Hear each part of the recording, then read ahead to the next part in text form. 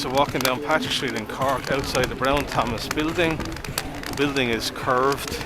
It sounds like I've gone around a corner.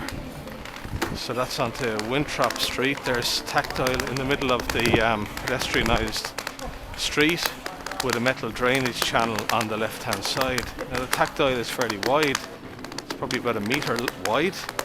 And there's kind of a slope from the middle of the road leftwards to a drainage channel. So you can walk down this road on the Tactile all the way to Oliver Plunkett Street with no interruptions like street furniture, tables, chairs, windbreakers, sandwich boards, etc.